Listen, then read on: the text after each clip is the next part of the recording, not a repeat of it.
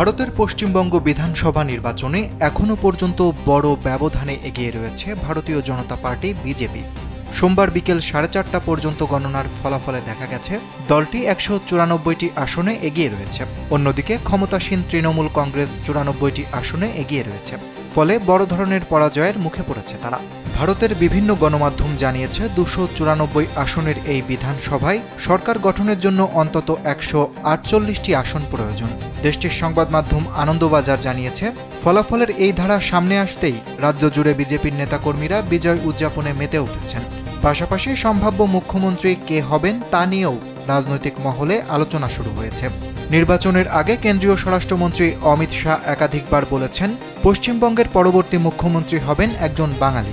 ভারতীয় সংবাদ মাধ্যম দ্য ইন্ডিয়ান এক্সপ্রেস জানিয়েছে, সম্ভাব্য মুখ্যমন্ত্রীর তালিকায় যাদের নাম ঘুরে বেড়াচ্ছে তাদের মধ্যে রয়েছেন শুভেন্দু অধিকারী, রাজ্য বিজেপির সভাপতি সুকান্ত মজুমদার, সাবেক সভাপতি দিলীপ ঘোষ এবং স্বপন দাশগুপ্ত।